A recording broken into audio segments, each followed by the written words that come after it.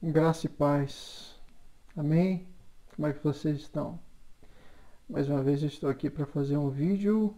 O meu intuito é, pelo menos, tentar fazer com que você pense um pouco, reflita, pense a respeito de si mesmo e da obra de Cristo e a continuação dessa obra pela sua igreja. Desde o movimento profético da antiguidade, transcorrendo ao longo da história, chegando até os dias de hoje, né, que a história chama aí de período contemporâneo. Beleza? Bem, no vídeo passado, nós vimos aí, ou pelo menos eu tentei fazer uma explanação, né, dentro de uma questão aí do que vem a ser o ser humano.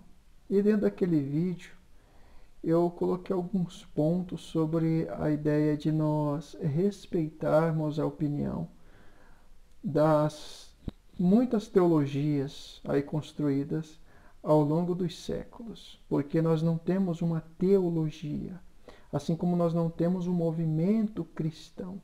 Nós temos movimentos, no plural, cristãos, temos teologias sendo construídas. Porque se nós formos pegar desde o proto-cristianismo, que é um dos meus temas aí, que eu defendi no meu artigo, no meu TCC, na minha segunda formação, nós vamos ter aí uma série de questões que apenas vão enriquecer o debate a respeito do movimento cristão como geral, da cristandade, né? Então nós vamos ter diversos assuntos. E esses diversos assuntos vão ser importantes porque vai abrir ainda mais o leque para nós pensarmos enquanto igreja, né? Aqueles que são cristãos, aqueles que não são cristãos, pensar a igreja e o papel da igreja nos dias de hoje, beleza? Eu gostaria de fazer a leitura de um texto com você, encontrado ali em Atos 8, versículo 30, tá? Se bem que após nós vamos ver aí, tentar ver um pouquinho mais, explanar um pouquinho mais essas palavras. Atos, capítulo 8, verso 30.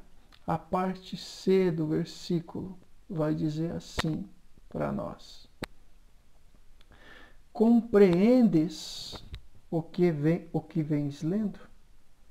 Compreendes o que vens lendo? Essa é uma Bíblia na linguagem de hoje, tá? Vamos pegar uma Bíblia católica. Atos 8:30, parte C, ele diz assim: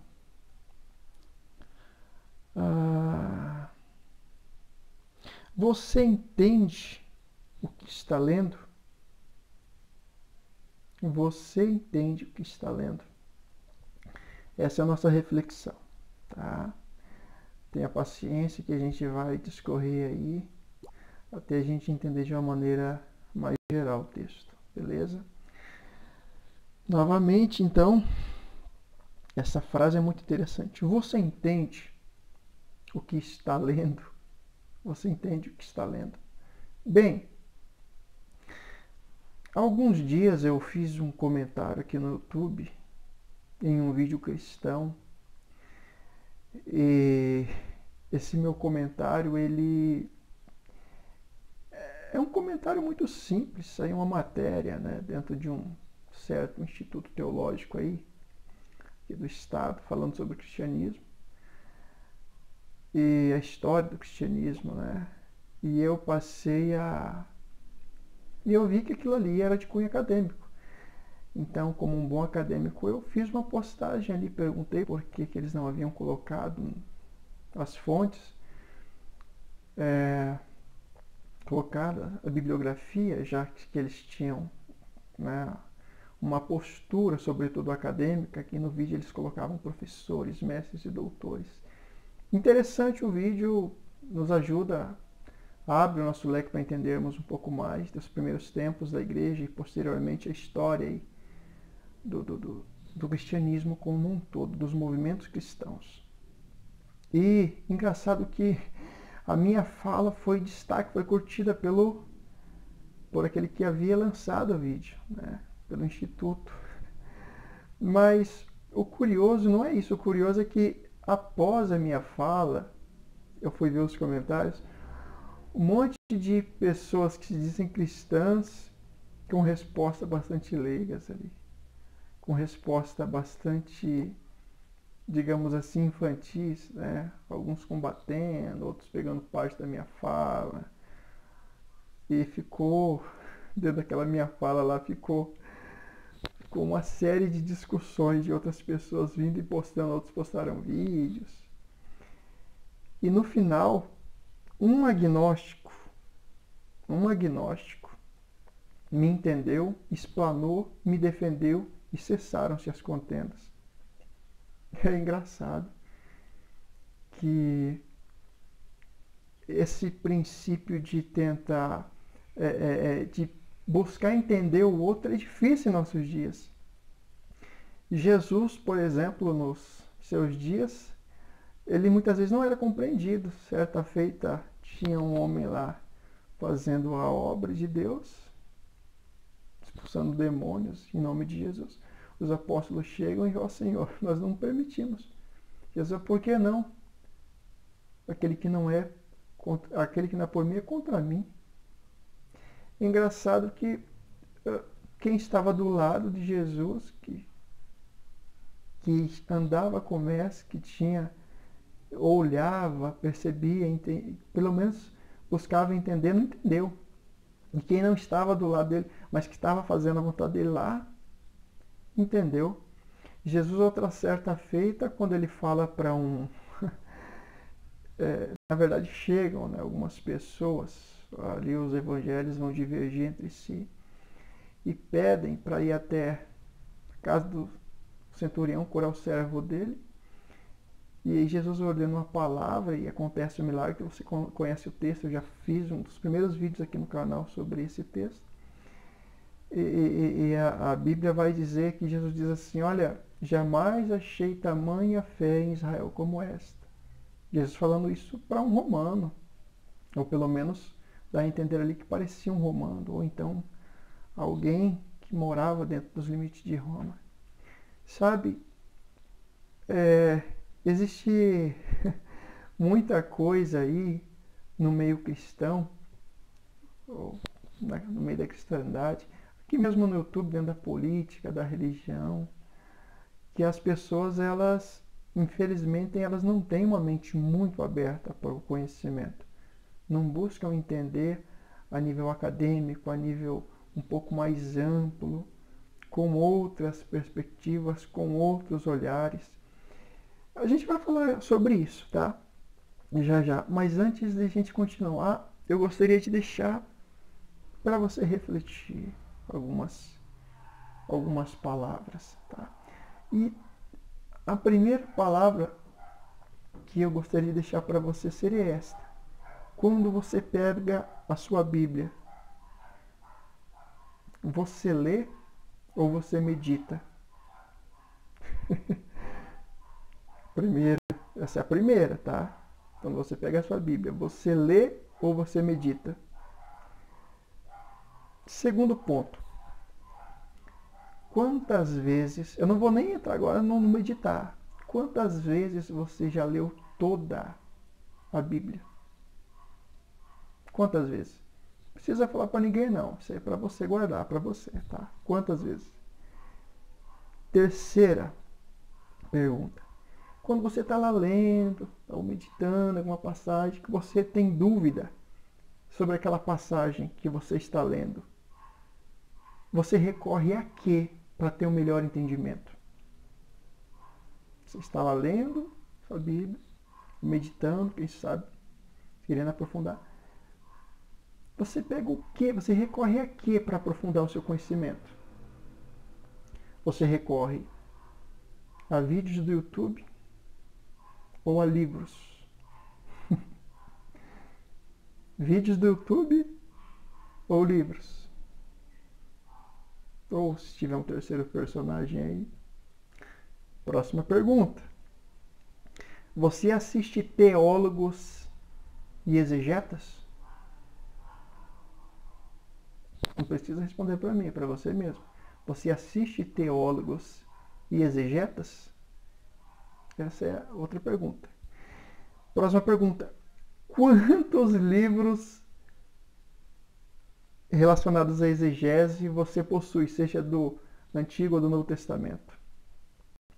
Quantos livros relacionados à exegese você possui, você tem, você adquiriu, seja do Primeiro Testamento Antigo ou do Novo Testamento? Tá? Então eu quero que você vai entendendo o que eu estou falando. Você vai entender porque eu estou falando isso. Quando nós fazemos um nível superior, uma faculdade, ao finalzinho ali vai ter um trabalhinho conhecido como TCC. Antigamente era monografia, hoje já está migrando, né, para artigos. Então, quando você vai fazer esse trabalho, esse TCC, esse artigo, essa monografia, o seu professor, o seu orientador, ele vai te dar uma bibliografia, que são uma série de livros de nível acadêmico e de artigos científicos também de nível acadêmico. Tá? Então, essa bibliografia vai te dar base para você ter voz, para você tentar sistematizar um conhecimento e para você construir um conhecimento baseado, de fato, em coisas firmes, em convicções firmes. Tá? É exatamente isso que eu tento fazer aqui no meu canal. É exatamente isso que eu tento fazer. Agora, você precisa entender que quando eu falo sobre a questão de conhecimento, eu não estou brincando de conhecimento. Eu estou falando de base. Tá? Uma fé sadia, extremamente sadia, um conhecimento sadio e certo. Né? A fé ela precisa, né, de conhecimento. A fé só é sadia se ela vem com conhecimento sadio. Sem conhecimento sadio, sem base sadia, você não vai ter uma fé sadia. Tá? Então você precisa entender isso. E aí sim, quando você tem um conhecimento sadio, você desenvolve uma fé sadia, você vai ter uma vida eficaz. Porque daí a sua vida vai ser uma vida sadia, cheia da eficácia o quê? Da palavra de Deus. Tá? Então, eu quero que você me entenda. Você vai entender porque eu estou falando isso logo, logo. Tá? Quando nós olhamos para os dias de Jesus, não esqueça do verso que nós lemos. Você entende o que está lendo? Eu quero trabalhar dentro dessa temática, tá? Nos dias de Jesus, dentro dos limites da Palestina que ele peregrinava, que ele ensinava, você vai ver que existia ali algumas linhas de pensamento dentro, pelo menos ali do judaísmo, tá? Nós vamos ter saduceus, que eram os anciãos, né, parte da elite ali de Israel, os sacerdotes também, tá? Tínhamos os doutores da lei, por sinal interessantes também, que eram aqueles que ficavam responsáveis pela escrita, os escribas. Tínhamos os fariseus, né, que criam em Deus, na ressurreição, em anjos e demônios. Os saduceus não criam nisso. Tínhamos outros grupos, mas esses três é a base. As críticas de Jesus lá de Mateus 23 é essencialmente para esse grupo aqui. Nós vamos ter aí outros, vamos ter os zelotes, os herodianos, os essênios, que João Batista, primo de Jesus, havia aprendido com os essênios muita coisa, por isso o ritual das purificações com água, viver nos desertos, porque para os essênios não valia de nada templo, aquela conjuntura político-religiosa da cidade, tá? Então eles eram afastados. Existiam também os samaritanos, mas note que grande parte desses três primeiros grupos, saduceus, doutores da lei e fariseus, o sinédrio estava cheio deles, né? E eram eles responsáveis por julgar, e responsáveis por todo aquele ritual. Então eram eles que guiavam, geralmente, o povo, que tinham voz ativa. É dali que vinha o sumo sacerdote. Aquela questão toda que vinha desde lá de Moisés. Beleza. Agora, Entenda uma coisa.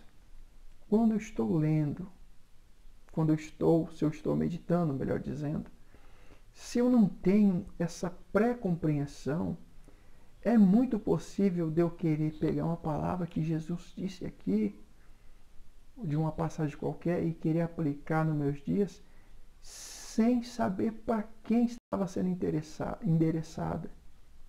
Então é muito importante você entender a quem estava sendo feita a crítica, a quem Jesus estava falando, qual era o processo que estava acontecendo na época, quem estava dominando ali a região da Palestina, os romanos. Então você vai aprofundando, e você vai entendendo isso. Por que eu estou falando isso? Vejam só.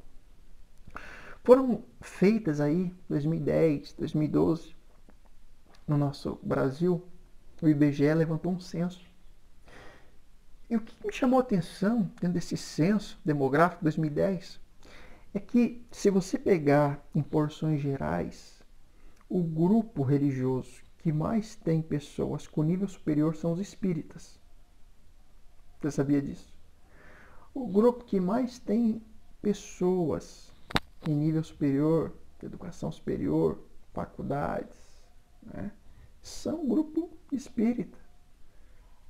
Você vê que interessante isso. 31,5% deles têm nível superior. Então, de cada 10, 3 espíritas têm nível superior. É uma cifra bastante interessante. Grande parte, por outro lado, dos evangélicos possuem não terminaram o ensino médio. E a defasagem maior está com os católicos, dentro dessas cifras. Isso é apenas algumas cifras para você entender. Tá?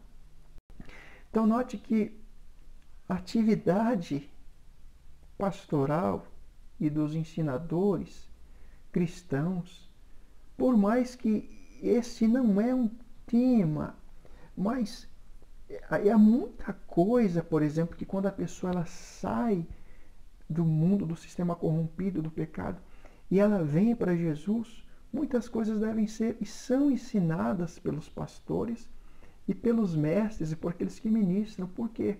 Porque muitas pessoas elas vão ter como único refúgio ir ao templo e ouvir um líder, um pastor, ouvir um ensinador.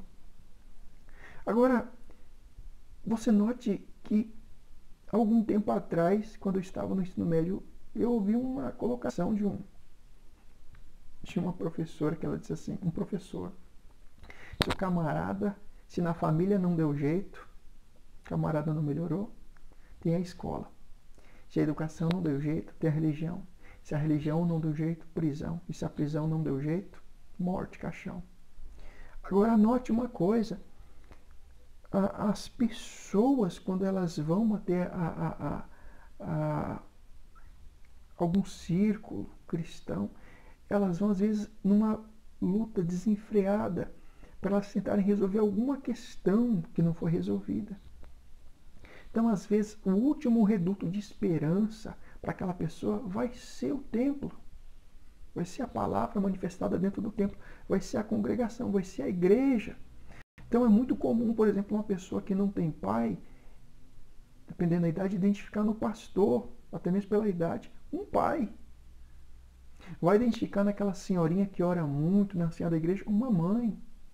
Vai identificar naquele colega ou naquela outra irmã, uma irmã, um irmão.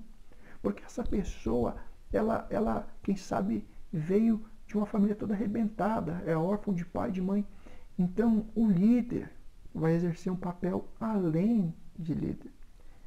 Por que eu estou falando isso? Porque é nessas horas que muitas vezes, eu acho isso lindo, muitos ministérios trabalham com isso, dando curso de capacitação, né, de empreendedorismo, com pessoas abrindo seus próprios negócios, aulas de etiqueta, ensinando muita coisa. Então, a igreja ela não vai trabalhar apenas dentro de uma perspectiva espiritual, no sentido de espírito, de alma, mas ela também vai ensinar muitas coisas para essa pessoa, às vezes até a sobreviver. microempresários divulgando seus trabalhos. Isso é lindo, isso é necessário. Por incrível que pareça, coisas que às vezes relacionadas à saúde da pessoa, a pessoa nunca abriu os olhos, ela vai ser ensinada. E ela vai precisar ser ensinada às vezes pelo líder, pelas lideranças. Você entende? Então, essa visão que nós precisamos ter em relação ao outro é muito mais profunda do que simplesmente uma salvação. Eu não estou falando que a salvação não é, estou falando que isso é parte do pacote maior. Porque nós somos membros uns dos outros e nós necessitamos uns dos outros. Então existem aspectos da vida cotidiana que às vezes o líder, o irmão que está perto, vai ter que abrir os olhos desse recém-chegado, desse neófito. Dessa pessoa que, quem sabe, não tem um pai, desse órfão. Você está entendendo como que é profundo? Então, quando eu falo disso, eu falo também da questão da alfabetização. Porque às vezes, tudo que... isso aqui era algo que aconteceu comigo.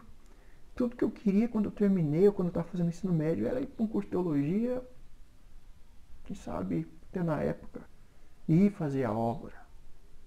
Eu falo para você uma coisa, graças a Deus que isso não aconteceu. Eu louvo a Jesus por isso. Porque eu ia ficar muito quadrado. Graças a Deus que eu fui para a área de história, depois fiz minha pós e recentemente fiz minha teologia. Porque isso veio acrescentar no meu conhecimento. Veio expandir. E sabe quem estava ao meu lado e falava, continua, filho, vai adiante, filho. Minha mãe na fé. Minha mãe na fé. Vai adiante, filho, você vai conseguir. Segundo para o terceiro ano, queria desistir. Ela, continua, meu filho, continua. Então, note, você, cristão, você vai ter que, muitas vezes, ajudar o teu próximo, falando para ele prosseguir, para ele continuar. Sabe? Nós precisamos também investir em áreas que as pessoas, às vezes, não dão importância. As pessoas falam muito de Paulo, mas eu também vejo Moisés. Atos vai dar relato, instruído em toda a ciência do Egito, em toda a ciência. Era um estadista, estava sendo preparado como parte da corte, da família do faraó, porque ele foi chamado filho da filha do faraó. Então Moisés era muito instruído. Paulo também. Possuía 3 tipos de cidadania. Falava ali o latim, né, na época, o grego, o hebraico. Um homem versado em leis, conhecimento, conhecia. Então, é necessário nós entendermos esses princípios. Você vai falar, mas eu não estou entendendo o que você quer falar. Então, espere que a gente vai falar. Nós estamos vivendo, sabe, dias que eu queria até fazer uma leitura um pouco mais profunda disso. A nossa colonização, ela foi uma colonização que se deu ali por meio dos povos ibéricos, né? Portugueses, essencialmente, espanhóis também, mas mais portugueses. Na América Latina, como um todo, portugueses e espanhóis, embora temos outros países aí. Mas entenda uma coisa, nós fomos, por muito tempo, antes de ser formado como Estado Nacional Brasileiro, antes éramos colônia de Portugal, todo mundo sabe disso. Mas isso que nós chamamos hoje de Brasil, convencionou se chamasse de Brasil, se convencionou esse nome com o tempo, depois do Brasil colônia, né? Independência de 1822, Primeiro e Segundo Império, o todo, que nós chamamos hoje de Brasil, vem de muita exploração, sabe? Você tentar olhar e você tentar compreender por que o povo, né, chamado aí brasileiro, é uma terra rica, mas por que há tanta desigualdade, há tanta exploração? Existem muitas coisas aí, irmãos, que nós precisamos entender que é uma questão também de educação, é uma questão de alfabetização. uma questão de avançar no conhecimento, porque quanto mais uma nação conhece, quanto mais um povo é instruído, menos capacidade e possibilidade de ser enganado ele terá, sabe? Então, eu quero que você abra sua mente nesse sentido. Abra sua mente dentro desse sentido, dentro desse viés, tá? Então, quando nós falamos hoje de política, de economia, de educação, nós vamos ter aquilo que alguns teóricos vão chamar de analfabetismo funcional. Pessoas que até têm uma boa escolaridade. Alguns desistiram até de algumas faculdades. Mas o analfabeto funcional, ele não consegue ler e interpretar um texto. Ele não consegue ler um teórico e interpretar o teórico. Alguns não conseguem nem mesmo preencher algumas fichas. Quando se pede, por exemplo. Então, além desse analfabetismo funcional que é muito recorrente no nosso país, você pega aí, muita gente lá vai fazer uma prova, eu não consegui ler porque quando estava na primeira linha, segunda linha eu entendi, mas quando chegou no final eu já não entendia nada. Porque não adquiriram um hábito da leitura, de processo de conhecimento. E você tem também a deficiência cognitiva programada. Esse é um termo cunhado aí pelo filósofo Giraldelli, um filósofo muito interessante, né? Ele é uma referência dentro da filosofia brasileira. E ele fala também sobre essa deficiência cognitiva programada, né? Que é quase sinônimo do analfabetismo funcional ali. Então, pessoas que elas até ouvem, elas até se interessam por assuntos, mas elas não conseguem aprofundar, porque elas não têm essa capacidade de um aprofundamento um pouco mais científico, mais técnico, deixando de lado o senso comum. Pois bem, quando nós falamos sobre faculdade, na faculdade, pelo menos eu tive, sou das humanas, você tem que ler, sei que eu aprendi com uma professora da área dos projetos acadêmicos, projeto de pesquisa. Você precisa ler, não basta ler, tem que ler muito, e não basta ler muito, você tem que ler bem. Ler muito e ler bem. Entende? Então, você tem que ler muito, ler bem. Você tem que saber interpretar o autor ou os autores. Você tem que aprender a fichar livros, artigos. Você precisa aprender a fazer resenhas e resenha crítica. Você precisa, para você desenvolver um bom seminário, você precisa saber expor boas ideias a partir de leituras de diversos autores. Então você está entendendo onde que eu quero chegar agora? Então, me responda uma coisa. Lembra das cifras do início? Quantos cristãos conseguem fazer isso? Ou formados nessas áreas estão em constante conhecimento acadêmico? Sobre Bíblia. Sobre Bíblia. Tá? Agora, que coisa interessante, né? Então, isso que eu falei ajuda a lançar luz, a melhorar a nossa compreensão sobre diversos temas, sobre N temas aí. Na política, na saúde, na economia, na religião. Então, já que há várias leituras, né, equivocadas sobre diversos autores, as pessoas deveriam pensar assim, poxa, por que quando nós falamos de diversos temas as pessoas entendem errado? É porque não foram bem alfabetizadas. É porque elas não conseguem, dentro de um processo a longo prazo, entender o que aquele autor quer dizer. Então nós vivemos hoje uma sociedade que, em sua grande maioria, vive na superficial. Vive na superfície do saber. É difícil, mas é uma grande verdade. Agora, quando nós falamos sobre a leitura do texto bíblico, vamos ficar mais agora dentro do texto bíblico. Nós precisamos, quando fazemos a leitura do texto bíblico, analisar os vários abismos que existem. Porque na faculdade você aprende que existe um abismo temporal e espacial. O que é isso? É você ir lá atrás, lá na antiguidade, e fazer análises daquele tempo.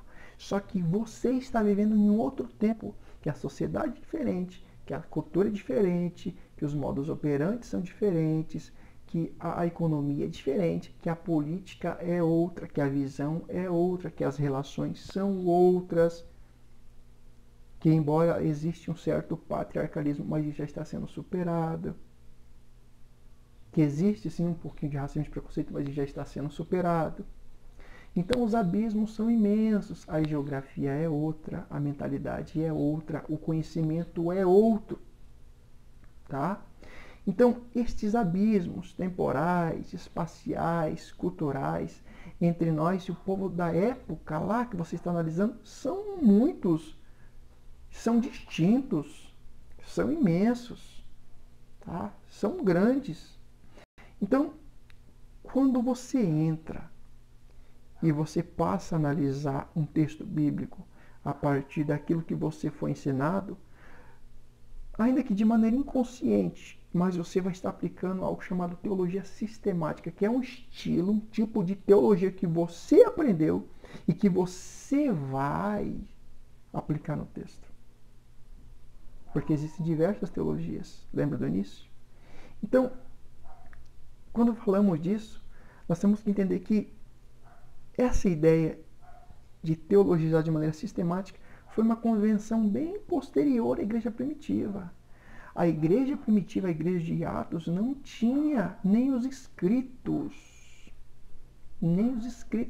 que nós temos hoje em mãos. Tá?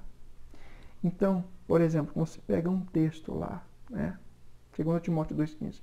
Procura apresentar-te a Deus aprovado, como obreiro que não tem do que se envergonhar, e maneja bem a palavra da verdade. Vamos pegar um outro texto. 2 Pedro, parece capítulo 1, verso 19 e 20, ali que ele fala assim, ó, toda a palavra é divinamente inspirada, ele fala. Não, é 2 Timóteo, melhor dizendo, 3,19, né? Ele fala que toda a palavra é divinamente inspirada e útil para redarguir, para corrigir, para ensinar, para repreender a justiça, a fim de que o homem de Deus seja perfeito e perfeitamente habilitado para toda obra. Aí você pega lá o texto ainda de 2 Pedro 1, que eu falei agora. Vamos lá. A gente está aqui para aprender. Então você tem lá 2 Pedro. Ele diz assim, né? Deixa eu ler aqui. Sabendo isto, primeiramente isto, que nenhuma profecia da Escritura provém de particular elucidação. Entretanto, homens santos falaram da parte de Deus, movido pelo Espírito Santo. 2 Pedro 1, 19 e 20. Nesses textos que eu citei, se você pegar alguém da teologia sistemática, eles vão falar assim, esse texto está falando que você precisa entender a Bíblia toda. A Bíblia toda. Não. Quando fala sobre a Escritura aqui, e os apóstolos falando, e Paulo falando, ele está falando do Primeiro Testamento. Do Antigo Testamento. Por quê? Porque você se lembra que eu já fiz vídeos anteriores e eu disse para vocês que grande parte das epístolas paulinas foram escritas antes dos evangelhos? Atos e Apocalipse foram, parece que, talvez os últimos livros aí a serem escritos, tá? Então, as pessoas pegam partes sem elas estudarem a fundo a história, dentro dessa ideia de canonicidade, né? E elas querem sujeitar o texto àquilo que elas pensam que é. Então, você precisa entender que quando está falando ali de Escritura, não está falando de Novo Testamento, de Mateus, de Marcos, de Lucas, de João, de Atos, de Romanos, de Gálatas, de Colossenses, Tessalonicenses, e vai embora, depois chegando nas gerais, pessoas gerais. Não é disso. Está falando de Antigo Testamento. A igreja de Atos, quando fala de escrito ou de escritura, ela está falando dos sapienciais, da Torá. dos proféticos.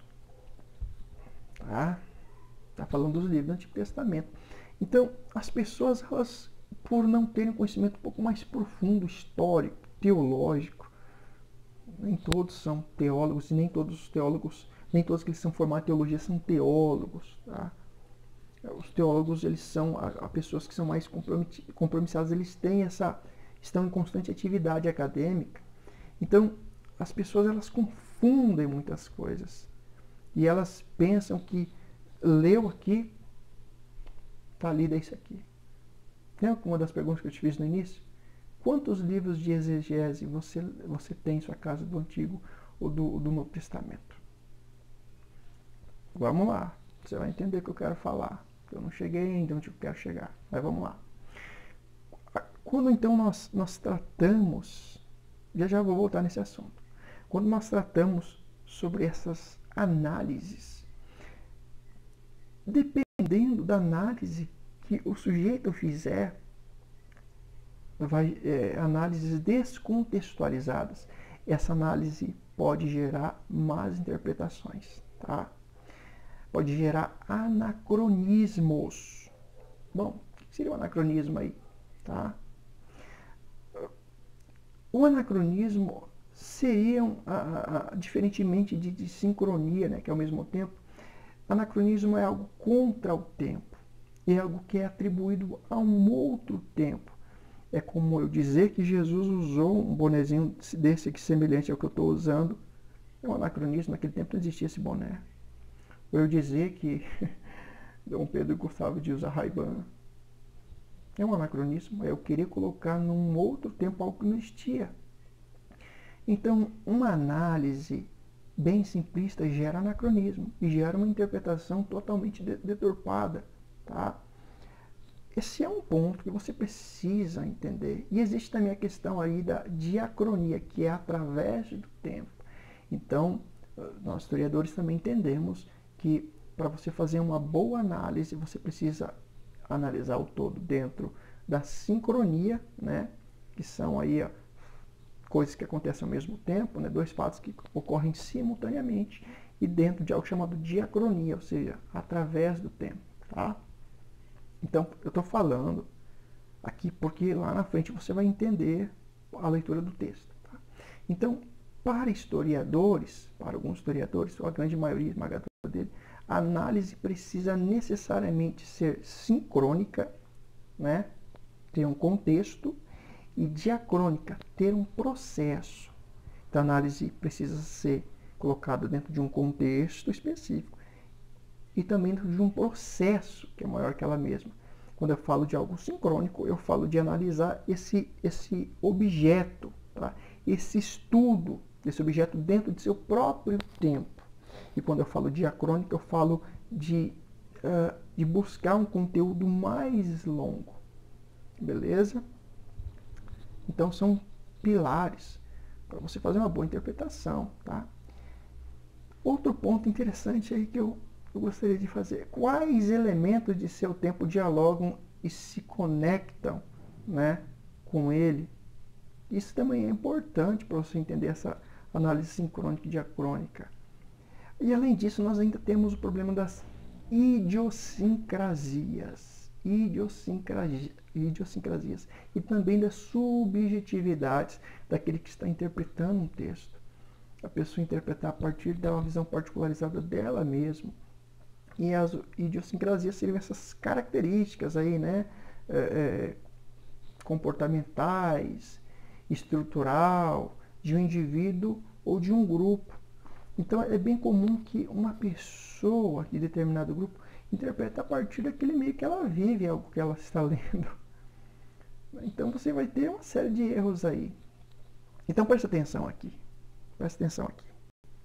Quando nós vamos aí a entender a formação do cânon, né, significa vara de medir, e posteriormente os conselhos chamaram o cânon também de medida, de padrão, né? Ou seja, os livros, quais são os livros que foram inspirados por Deus? Foram esses aqui, eles começaram a estudar, os pais da igreja, os bispos, os grandes bispos, né, eles vão começar a criar formas de analisar textos para dizer quais são inspirados e quais não são. Então eles vão dizer, bom, esse é inspirado, esse é canônico, esse não é. Então esse aqui é um não canônico. Então você tem aí os não canônicos pseudepígrafes, você tem vários outros, né? Tem algumas designações para esses livros, tá? Pseudepígrafos, entre outros aí. Eles vão chamar de ocultos, livros ocultos, tá? Então, a partir disso, os apócrifos também. Então, a partir disso, você vai ter ali os concílios. Mas antes dos concílios propriamente católicos, que nós protestantes herdamos boa parte. Na verdade, eu não gosto nem de chamar de protestante, porque esses títulos, na verdade, trazem mais divisão, né, para a cristandade. Então, eu prefiro ser um cristão comum, tá? Então, antes de haver os concílios católicos, houve um concílio rabínico, tá? Alguns vão dizer que foi entre 200 antes da Era Comum ou depois da Era Comum. Mas existe ainda outros que vão dizer que esse concílio rabínico de alguns judeus se deu entre o século I e o século II, mais provavelmente ali no século I da Era Comum. Então, o que vai acontecer? O concílio de Jamnia, esse concílio, para muitos, ele é que vai definir, a partir de rabinos judeus aí, né, a definição veterotestamentária. É esse concílio que vai dizer, ó, os livros que a gente pode pegar, que nós, judeus, podemos pegar e aceitar, são esses aqui. E, curiosamente, quando nós temos, posteriormente, ali no século IV da Era Comum, aí os padres da igreja, os bispos da igreja católica, colocando alguns concílios, eles também vão entender que os mesmos livros que os judeus, no concílio de Jamnia, século I a século II, entenderam como inspirados, eles também vão se utilizar para formar o Antigo Testamento, tá? E aí, é lógico que os judeus não aceitam Jesus, então a gente chama a Bíblia dos judeus, o Antigo Testamento, mas a nossa Bíblia, essa Bíblia um pouco maior, né, com o Novo Testamento, ela vai ser de uma convenção bem posterior à Igreja Primitiva. Você está falando de século IV, de 301 ao ano 400, século IV. É ali que vai ser formado o cânon, tá? O cânon. Beleza. Então você tem a formação do cânon a partir daí, tá? Agora nós precisamos entender o seguinte. Quando você tem essa série de bases lá de trás que vem sendo trabalhadas,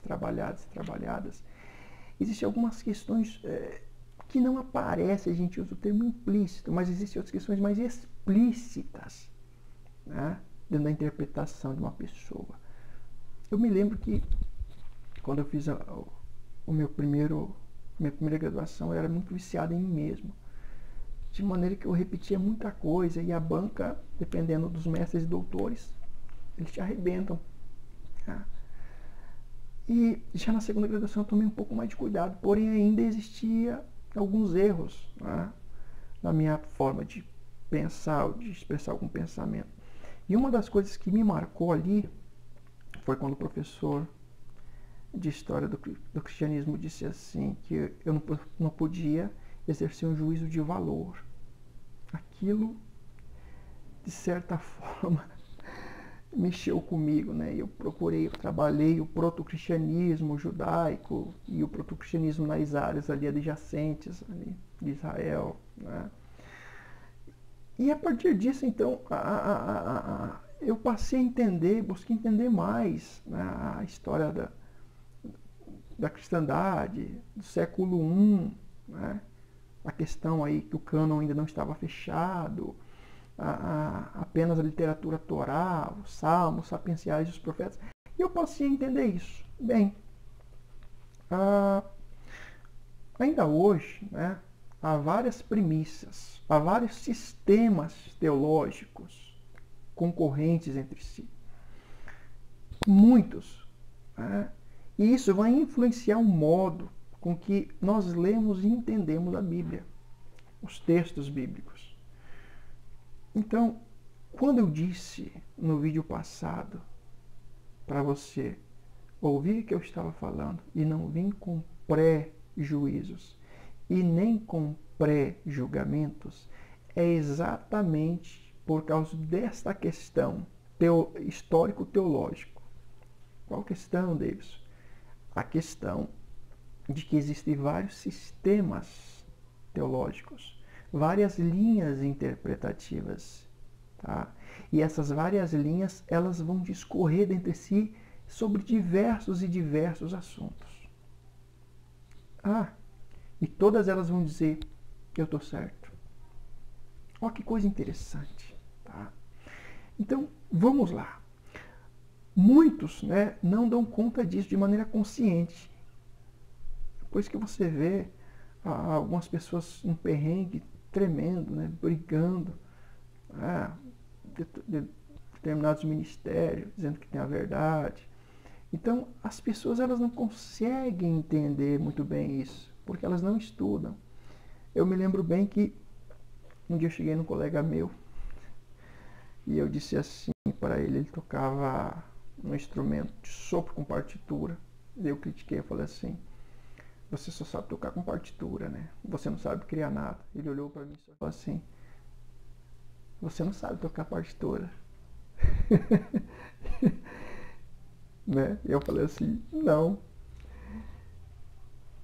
Então, ao mesmo tempo que eu preciso da partitura para eu tocar exatamente como é a música, por outro lado, eu também preciso criar. Então, não basta você ter a visão unilateral. É aquilo que Hegel disse lá, né? Tese, antítese, síntese é o processo da dialética. Você tem uma ideia inicial, você tem uma contra-ideia, desse rixa sairia uma terceira, que não é a primeira nem a segunda, mas é uma terceira. Note que é exatamente esse o ponto que eu coloquei no vídeo passado. Então, se você não lê muito bem ou não entender de maneira mais aberta colocação ou colocações de algumas pessoas, historiadores, ou teólogos, ou antropólogos, você não vai conseguir interpretar. Não vai mesmo. Então é necessário a gente abrir a nossa mente para a gente entender que os diversos cristianismos não são unidos. Eles são, entre eles, separados. Eles são separados. A religião cristã é uma das com maiores divergências entre si. Então, é dentro dessa perspectiva que eu falei. Porque quando você vai querer ouvir alguém, você já vai cheio de preconceitos e prejuízos. Então, ao invés de pegar uma teologia sistemática e criar uma sistematicidade para tentar aplicar versículos isolados sobre a palavra de alguém, você precisa ser tardio para falar e pronto para ouvir. Por que nós pegamos só aquilo que retém, aquilo que é bom para nós também, para a gente aprender, a gente não quer? Você já parou para pensar isso? Então, muitos não dão conta de maneira consciente que eles estão fazendo uma leitura sistematizada a partir de algo que eles receberam.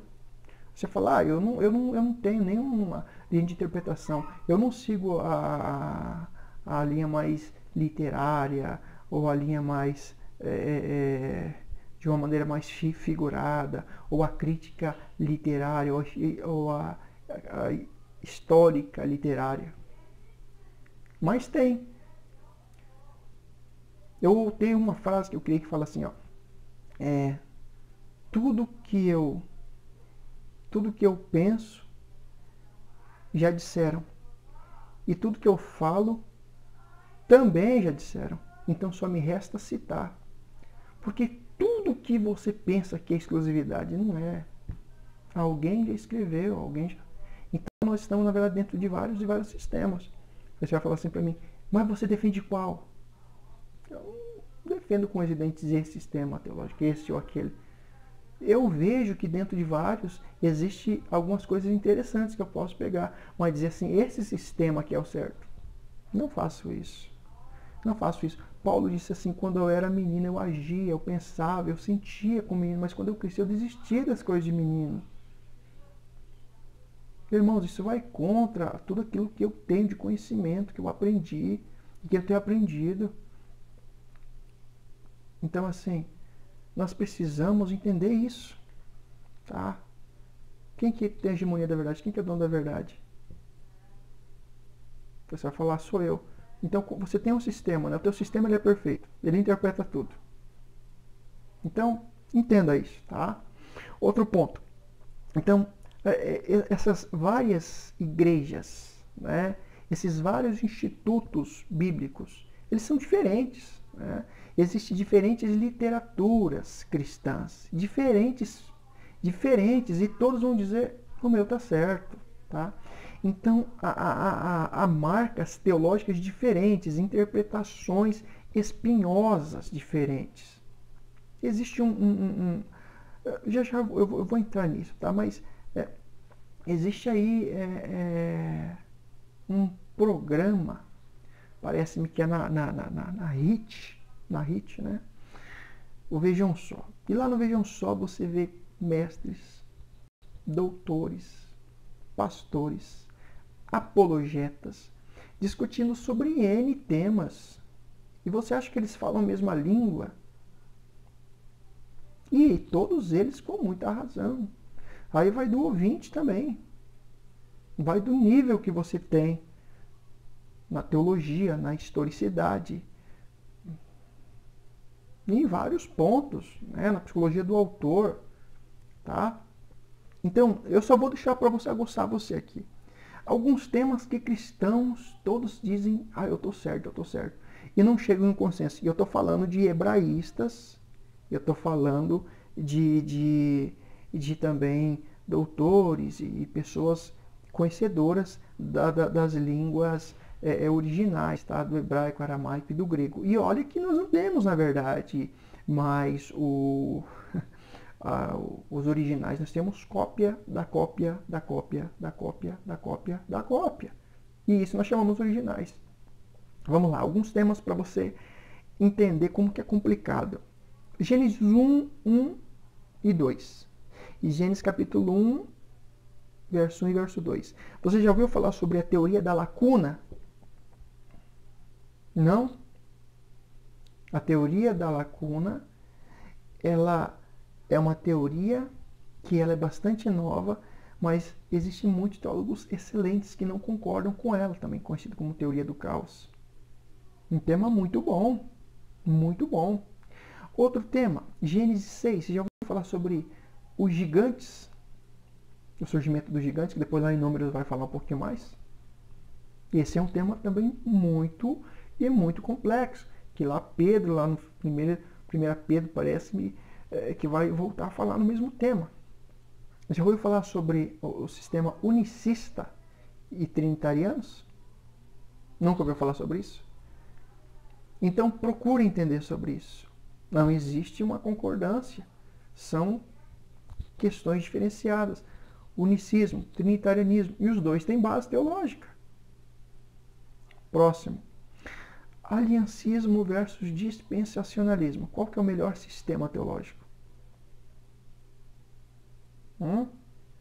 Próximo. Reino milenar. Você acredita no milênio? Lá de Apocalipse, que só aparece lá aquilo ali. Parece-me que 20. Não me lembro muito bem. E os amilenistas? São tops também. Muito bom. Já ouviu falar sobre a discussão de Gênesis 3? Sobre a questão lá da serpente? A rixa teológica que tem ali em cima. Já ouviu falar também sobre os apócrifos ou os pseudepígrafes? Não são inspirados, não entra na Bíblia. Mas você sabia que pelo menos 4 ou 5 apócrifos e pseudepígrafes compõem um livrinho desse tamanho com um pouco mais de 20 e poucos versículos, que é Judas? É um dos livros mais contraditórios se você pegar esse sistema quadradinho e fechadinho. Você vai falar, é inspirado. Eu sei. A igreja colocou como inspirado, mas ao mesmo tempo eles não lêem mais os apócrifos. Só que os apócrifos eram lidos ainda na igreja do primeiro século. Você não sabia disso. Então, entre essas várias protestantes, sem falar nos católicos ainda, tá? Entre esses vários protestantes, né, vai haver teólogos de diversas linhas, tá? Quais são os teólogos que nós vamos ter aí? Vamos lá. Nós vamos ter, pessoal, teólogos ali da linha da aliança, teólogos da substituição, teólogos dispensacionalistas, ultradispensacionalistas, vamos ter teólogos dispensacionalistas progressistas, vamos ter teólogos batistas, teólogos calvinistas, teólogos luteranos, teólogos menonitas, irmãos abertos, irmãos restritos, universalistas, arminianos, amilenistas, pós-milenistas, pré-milenistas, pré-tribulacionistas, mesotribulacionistas, presbiterianos, congregacionais, anglicanos, pentecostais, neopentecostal, ufa. Todos com bases teológicas. Todos certos. Cada um com a sua tese. Quem está certo? É aí que eu falo que a gente precisa respeitar. E não vir com o nosso juízo. Porque eu ouço muita gente. Mas eu não vejo como se diz, um sistema teológico perfeito. Não existe, irmãos. Não existe. Quando eu falei no vídeo passado de saber ouvir, é exatamente você pegar esse sistema que você aprendeu e deixa um pouco de lado e ouve um pouco mais atento. Tá? A gente precisa saber ouvir também.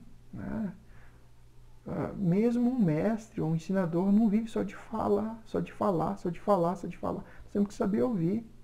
Então, olha, todos esses sistemas, eles possuem boas razões para afirmarem sua fidelidade exclusiva à Bíblia, né? Todos eles acabam determinados por diferentes sistemas interpretativos, né?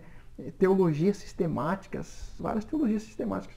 Então todos vão encontrar, de certa forma, argumentos favoráveis para estarem certos e combater o outro.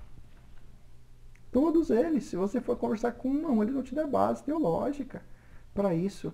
Mas é preciso a gente respeitar. O respeito é fundamental, fundamental.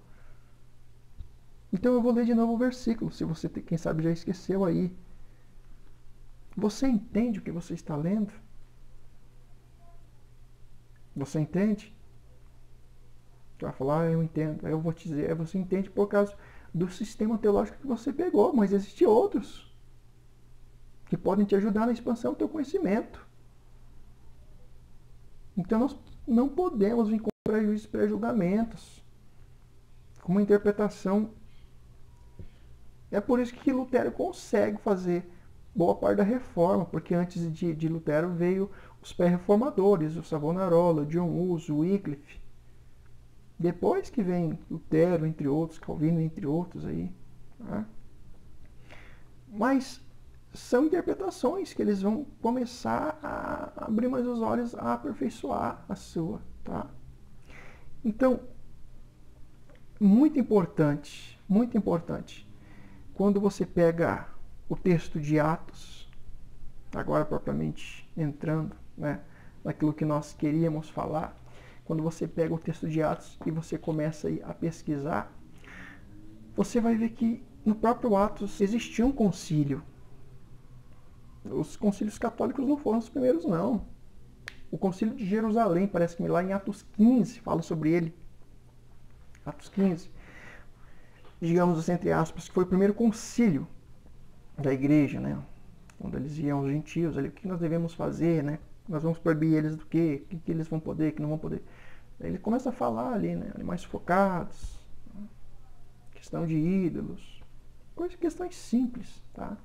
E depois desse concílio, a Igreja Católica vai fazer alguns outros concílios, tá? Alguns concílios aí, nós vamos ter o concílio de Nicéia, 325.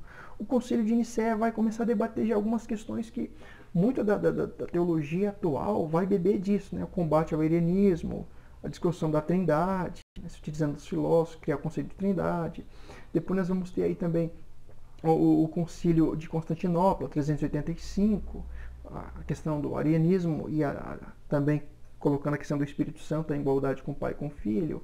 O Concílio de Éfeso, 431 também, nós vamos ter aí a natureza de Jesus sendo debatida.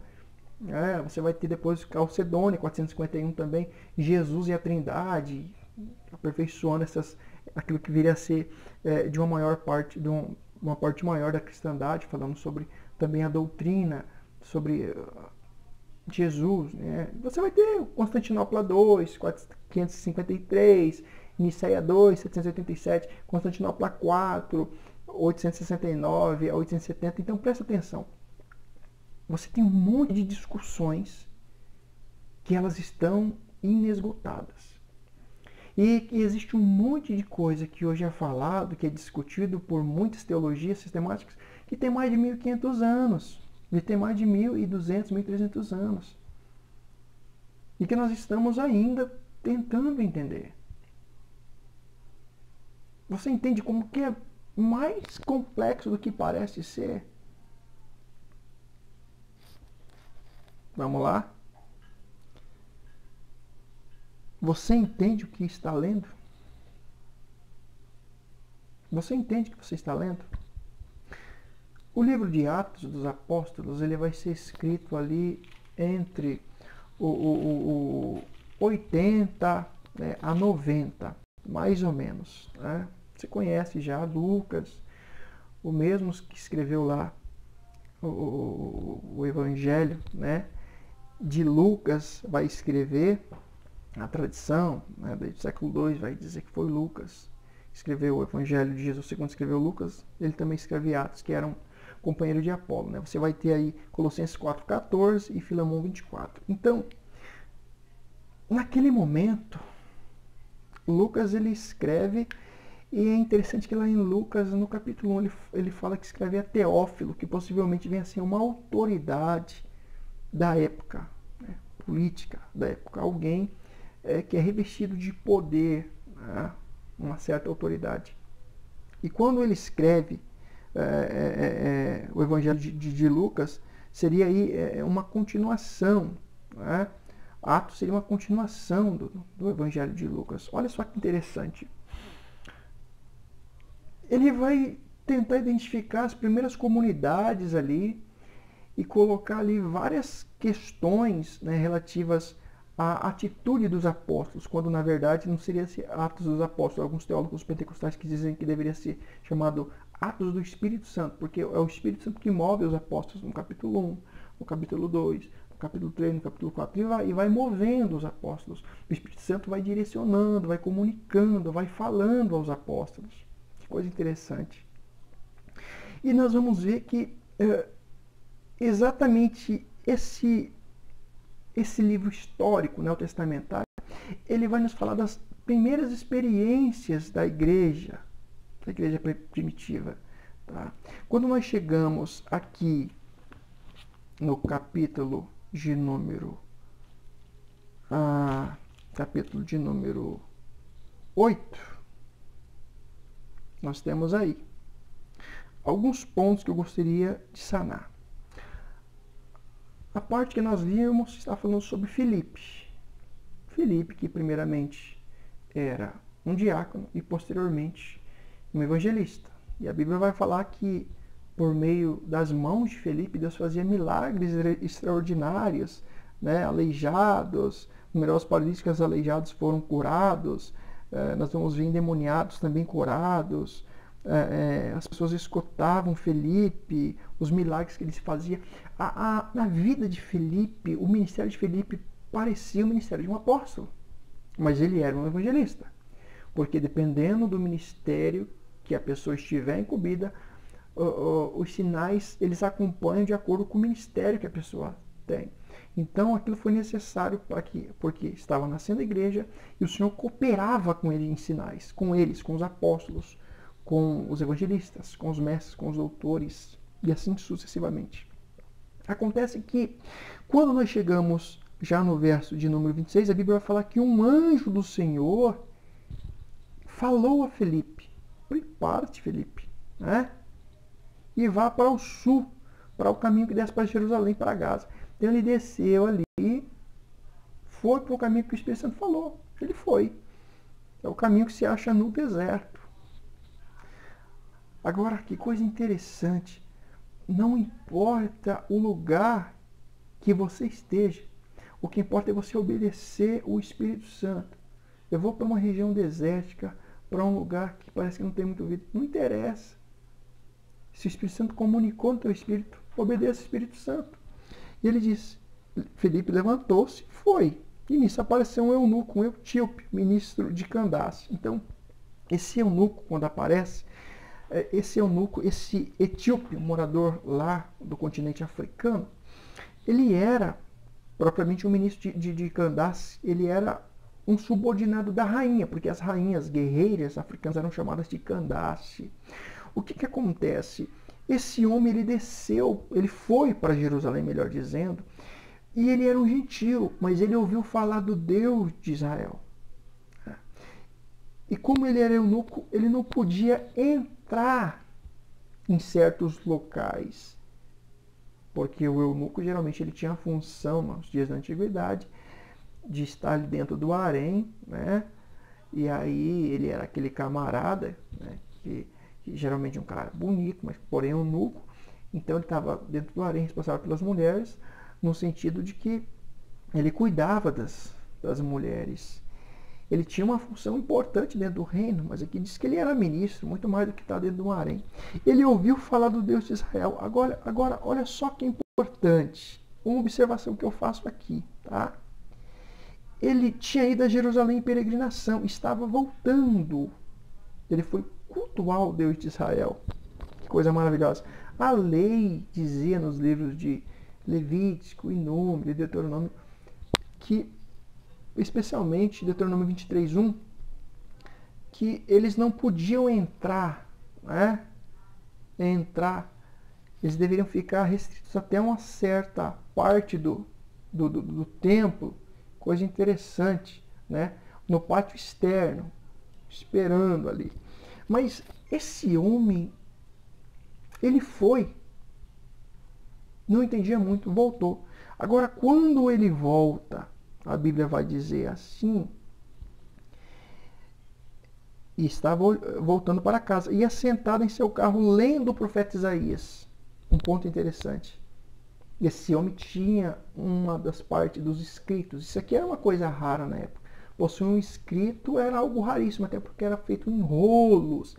E até hoje a tradição judaica, eles têm rolos esses escritos. Não são como nós ocidentais que dividem em capítulos e versículos. Por isso que você vai ver nos evangelhos falando de Jesus abrindo no rolo do profeta Isaías.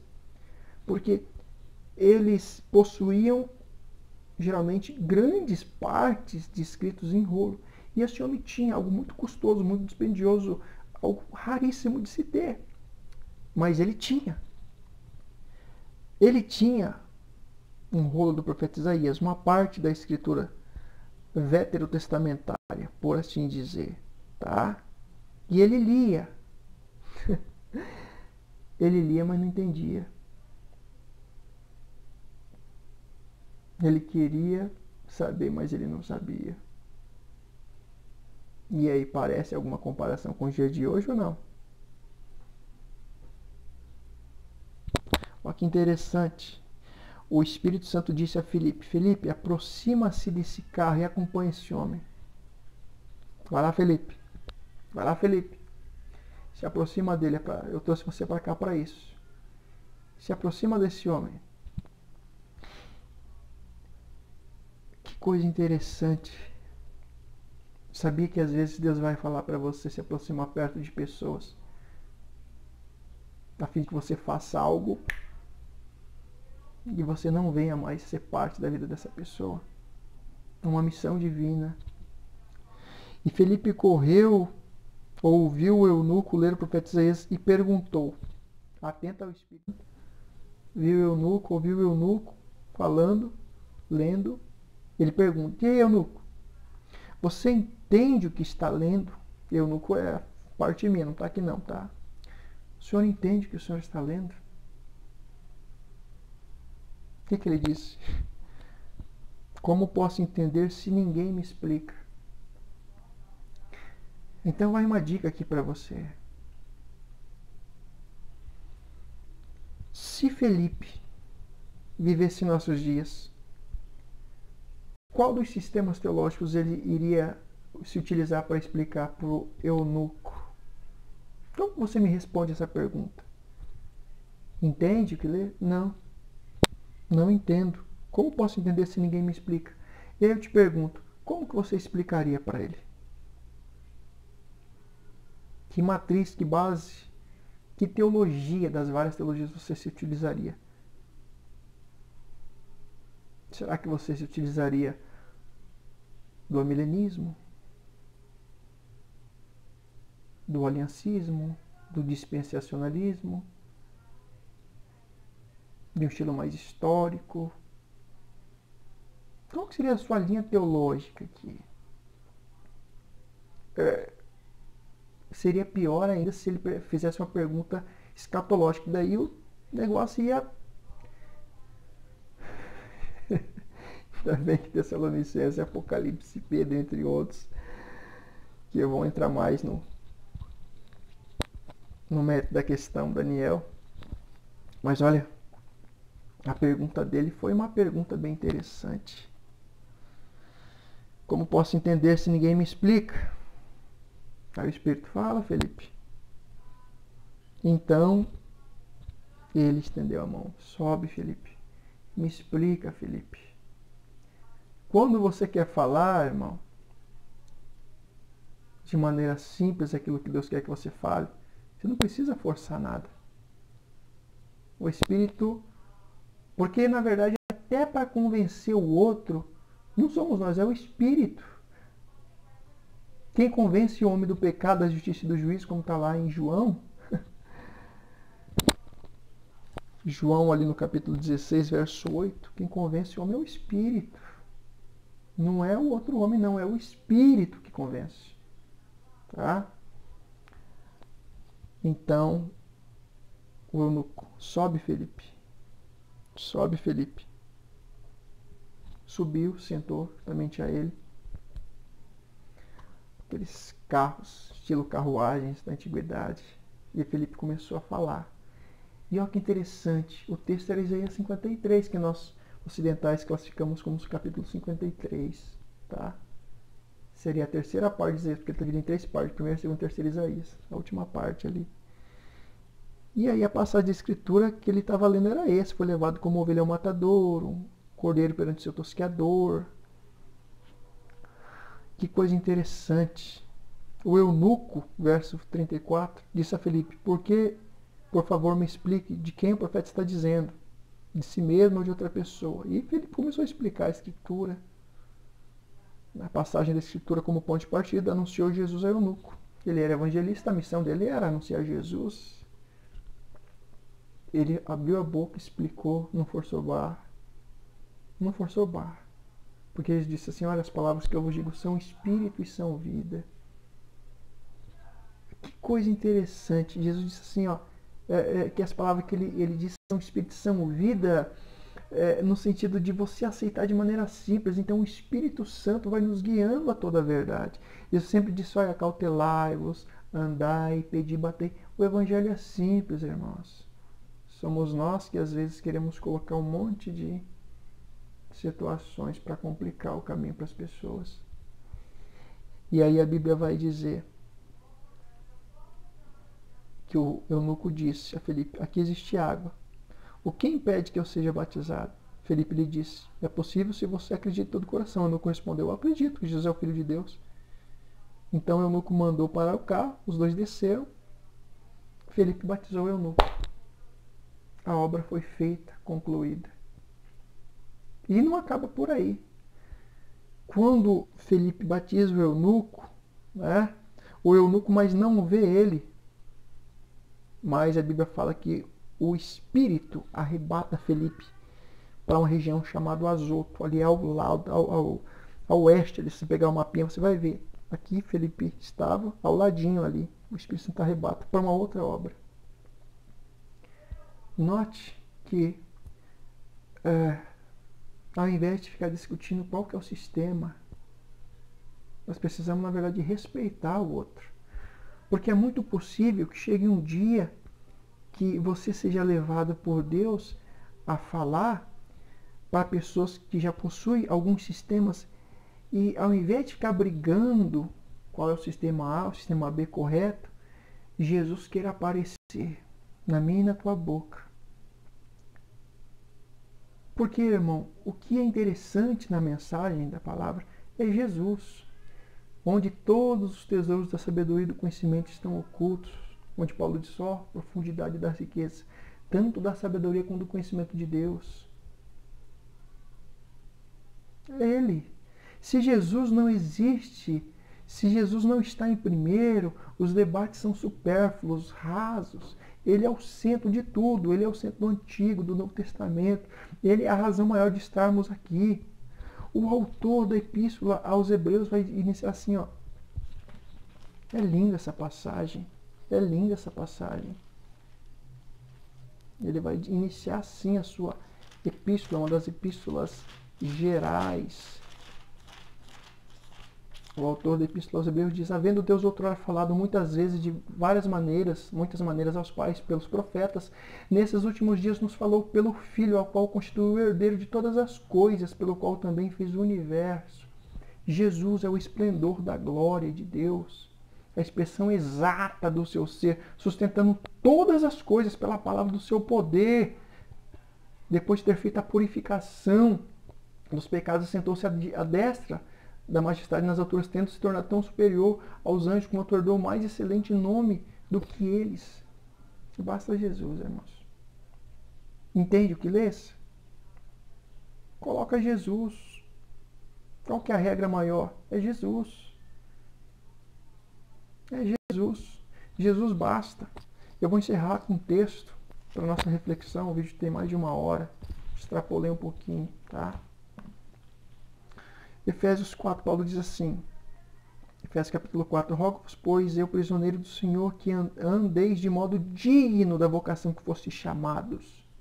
Andar de modo digno, com toda humildade e mansidão, considerar o outro superior a si mesmo, com longanimidade, suportando-vos uns aos outros em amor, esforçando-vos diligentemente por perseverar a unidade do Espírito no vínculo da paz. Então esquece esse negócio de que eu estou certo ou fulano está certo. Pega Jesus. Vamos falar de Jesus. Ah, mas eu penso um pouco diferente. Amém, irmão, mas eu não penso assim. Então nós devemos respeitar uns aos outros. Há somente um corpo. Há somente um corpo. Há várias denominações, várias igrejas, mas a igreja de Jesus é uma.